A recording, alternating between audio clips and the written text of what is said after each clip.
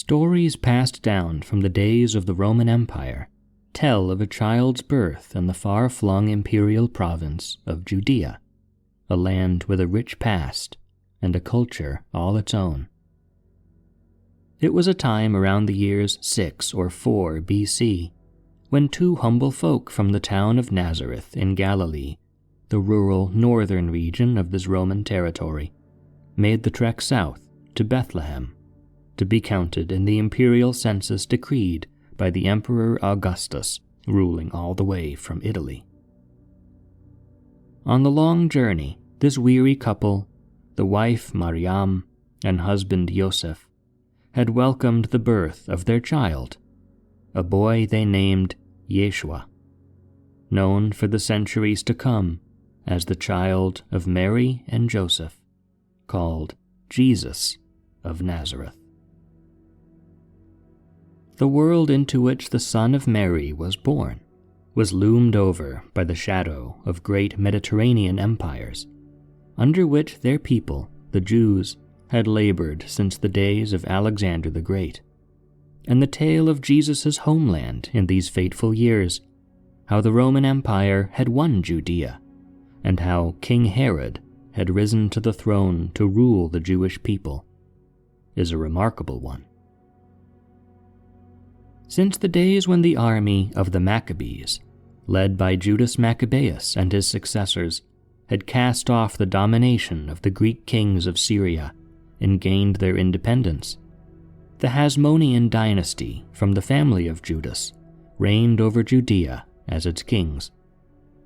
And as it had in the days of the Maccabees, it was violent strife in the capital of Jerusalem that first invited the ambitions of Rome to Judea's doorstep in the middle of the 60s BC. The late king Alexander Jannaeus had left behind 2 sons, the elder named Hyrcanus and the younger named Aristobulus. It was Hyrcanus who was chosen to ascend the throne, but the rivalry of Aristobulus and the faction of the Jews behind him soon broke the peace of the kingdom and began a civil war between the brothers. When each of their loyal armies failed to settle the dispute, an opportunity to win the support of a mighty ally presented itself. As the Roman Empire grew into its role as the superpower of the Mediterranean world and intervened with more and more authority in the affairs of the eastern kingdoms of Greece and Syria, the Hasmonean kingdom had recognized the need for a healthy alliance with Rome. And it was that old alliance that both brothers now tried to work to their advantage. A Roman army under the command of Pompey the Great, the most famous and celebrated soldier of the age, was waging war against the renegade king Mithridates in a wide-ranging campaign that would ultimately redraw the borders of the eastern Mediterranean from Anatolia and Armenia to Syria, in Judea itself. During Pompey's sweep through these lands, Hyrcanus and Aristobulus both appealed for his support to secure the backing of Rome behind their claims. They each began lavishing bribes on Pompey's subordinates, until the general himself came down to Syria and set to arbitrating the matter himself. Hearing the case posed by each brother, he put off the decision as to whose claim to support, which angered the insurgent Aristobulus, who feared that Pompey's judgment would side against him and doom his hopes for the kingdom. Aristobulus returned swiftly to Judea, and Pompey followed, where a tense diplomatic standoff ensued. Aristobulus invited Pompey to the capital of Jerusalem itself, but then denied him entry and fled to the Holy Temple, the fortified stronghold of the city. Pompey's patience had fully run out, and he readied Rome's legions for battle against Aristobulus's faction, entering Jerusalem and trapping the occupied temple in a siege. Taking advantage of the Jews' prohibitions against war on the sacred day of the Sabbath, Pompey deployed his battering rams that day and broke through the wall of the temple, ending the resistance with death in the thousands, and the Holy of Holies was breached by Roman arms.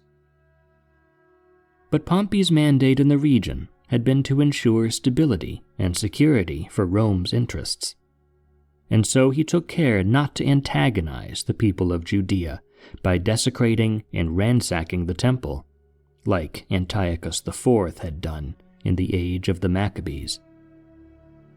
Allying with the king Hyrcanus, he commanded the temple to be purified and returned to its people in short order.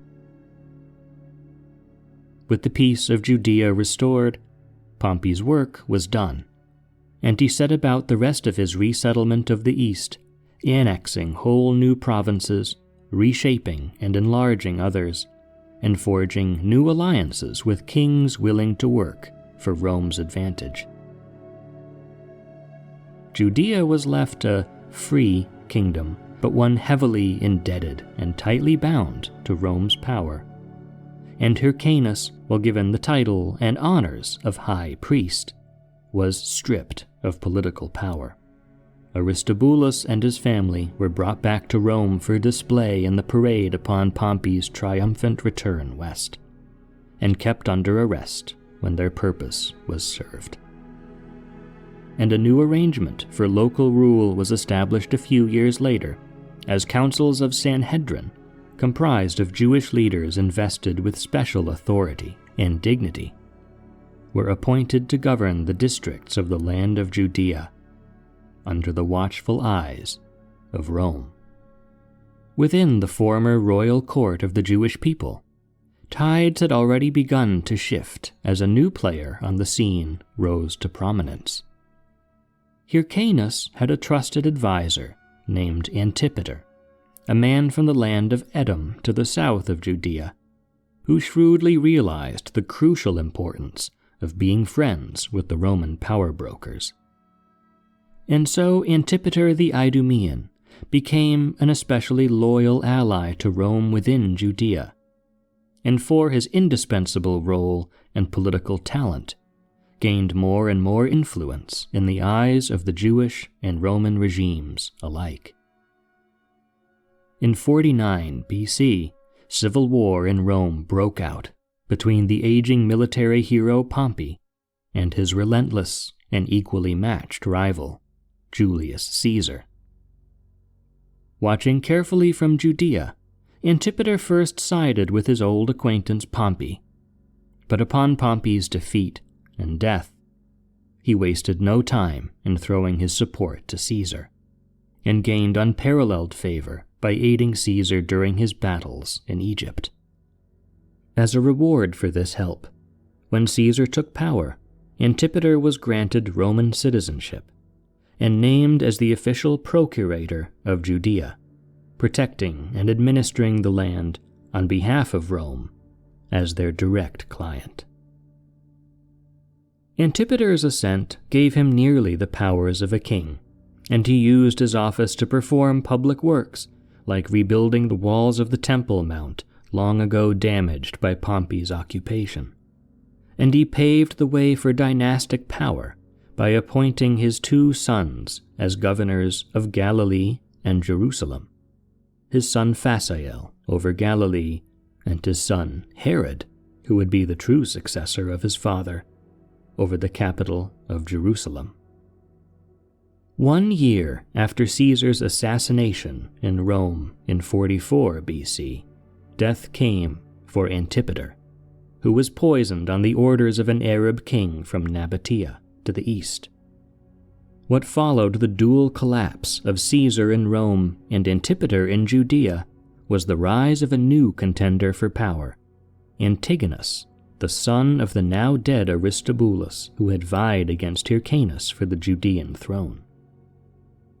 Antigonus had escaped Rome and returned to his homeland, and now won the support of the Parthian Empire, Rome's adversaries in the old lands of Persia, and many of the Jewish people supported his cause, who saw in Antigonus the hopes of a return to Hasmonean rule free from the domineering Romans. when the aging high priest Hyrcanus and Antipater's son Phasael made a diplomatic journey to Parthia, they were captured and handed over to Antigonus. Phasael died under arrest, and Hyrcanus returned home with his ears cut off, a cruel mutilation that by Jewish law barred him forever from the priesthood. With the support of Parthia, Antigonus was hailed as the new king of Judea, and Antipater's second son, Herod, fled to Rome, fully grasping that their backing was his only hope of safety and return. Judea was caught between the rival empires of Parthia and Rome, now subject to a king whose short reign would see the demise of the Hasmonean dynasty that had ruled for a century. As he had hoped, Herod's appeal for Roman support to return the region to their control fell upon willing ears. In the year 40 BC, Rome was under the rule of three, the triumvirate of Mark Antony, Caesar's trusted lieutenant, Octavian, Caesar's young adopted son, and Marcus Aemilius Lepidus. Herod's claims met with the support of Antony, who undertook to restore Herod to power as king of the Jewish people. He was named an allied king and trusted friend of the Roman people. In the years that followed, Herod made his return to Judea, fully armed, and laid siege to Antigonus in Jerusalem while securing the rest of the land for himself. District by district fell to his armies, swelled with Roman troops supplied by Mark Antony, until only Jerusalem was left. And when Jerusalem itself at last fell before Herod's assault, Antigonus was captured and sent away to the Syrian city of Antioch. There he was beheaded, or, as others say, scourged and crucified. And so died the last monarch of the Hasmonean bloodline. Herod had now to legitimate his newly won throne in the eyes of the Jewish people. A well-calculated marriage helped his cause, as the new king, though already married, exiled his wife and son in favor of another marriage to Mariamne, the granddaughter of the high priest and former king Hyrcanus, linking him with the bloodline of the Hasmoneans. And once in office, as the 30s BC continued on, Herod negotiated the tense power struggle that unfolded between his close ally Antony, who ended his life in defeat with the Egyptian queen Cleopatra, and the ascendant Octavian, who would now rule Rome as the Emperor Augustus. Herod's impressive public works projects left his imprint upon the very landscape of Judea, beautifying the capital of Jerusalem and fortifying the land with grand fortresses, including the most famous of these, the stronghold at Masada, which in decades to come, in a time of revolt of the Jews against the Romans, would become a symbol of Jewish independence in the face of oppression. But Herod's reign was equally marked by tyranny and ruthlessness, in silencing rivals or dissenters to his rule and critics of his Roman overlords. And the funds for his extraordinary buildings were paid by the heavy taxation of his own people. His fear of the glory the Hasmonean family still enjoyed among the Jews led him to murder, year by year, its remaining members, including his own wife Mariamne, in the 8th year of their marriage. And so the tale returns to the fraught journey of Mary and Joseph, camped in Bethlehem during the last years of Herod's reign, compelled by a decree of the Roman emperor who still wielded ultimate control over the lives of the Jewish people. By now, sometime amid the years 6 or 4 BC, the man now known as Herod the Great had reigned over Judea for over 3 decades. and according to the tales told by the followers of the miraculous child born in the stables of Bethlehem, Herod's court in Jerusalem had been startled by the news brought by 3 wise men from the Persian East. These wise men were members of an old brotherhood of sages and soothsayers called the Magi, who had served the Persian king from ancient days. And these 3, as tradition tells, had seen a sign in the heavens that foretold the birth of a mighty ruler. "Where is the child that is born King of the Jews?" the Magi asked when they arrived at Herod's court. "For we have seen his star in the east and have come to honor him." The fearful mind of Herod, like so many tyrants of mythic tales, dreaded the appearance of a rival foretold by signs and wonders. An expectation among the Jews who chafed under the power of Rome and Herod awaited a Savior appointed by the one God to deliver his people to freedom, a heroic Messiah in the mold of Judas Maccabeus.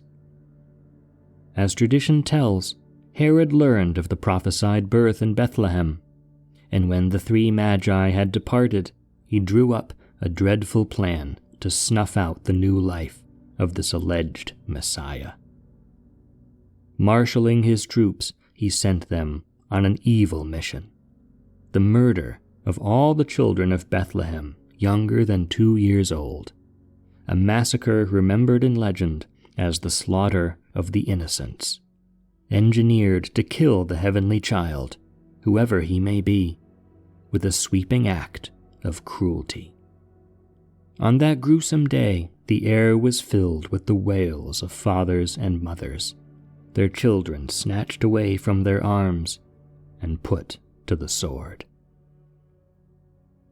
But the one newborn whose death Herod had demanded escaped that fate, his parents forewarned of the king's vengeance by a visiting angel of the Lord. Heeding that warning, the family fled south and west into the Roman province of Egypt, beyond the reach of Herod's domain, where they stayed in hiding until news arrived of the tyrant's death. In the end, Herod would meet with a famously slow and excruciating death.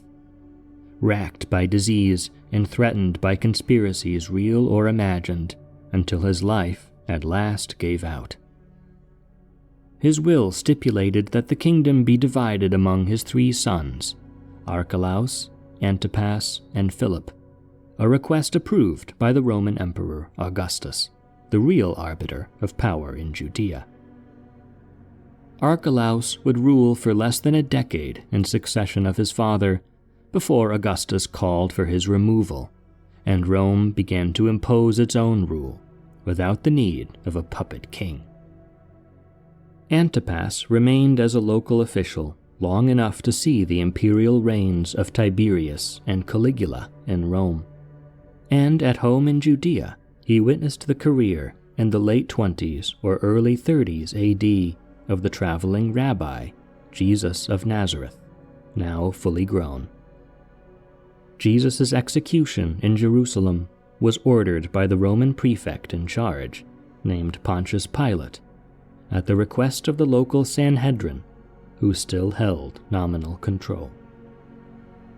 Rebellions against Rome's rule would send the province of Judea into convulsions for generations to come, until the sacred temple was destroyed and pillaged by Roman legions in the year 70 AD.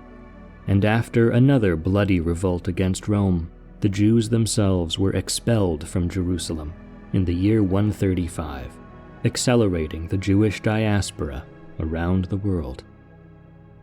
The land was renamed as the province of Syria Palestina, and a new Roman city called Aelia Capitolina was built on Jerusalem's ruins, erasing any official memory of the ancient kingdom of Judea. The history of Judea and its people on the eastern shores of the Mediterranean Sea is tightly bound with the course of the Roman Empire.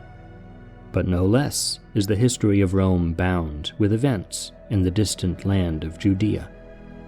The life and death of Jesus of Nazareth would spawn a new sect within the Jewish faith that over the decades grew more and more distinct as the faith now known as Christianity, the followers of Jesus the Messiah, or in the Greek language, Jesus the Christ.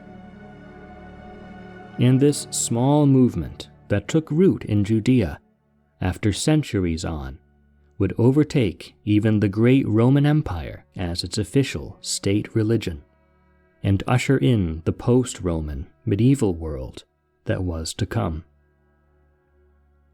The festival of Christmas that commemorates this wondrous birth in Roman Judea is celebrated to this very day by the modern followers of Jesus and those of many creeds in cultures long influenced by the Christian faith. And this season of joy, fellowship, hope, and reflection bears witness each year to the several worlds, Jewish, Greek, Persian, and Roman, that met in a humble manger, in a humble town, on a fateful day in the ancient past.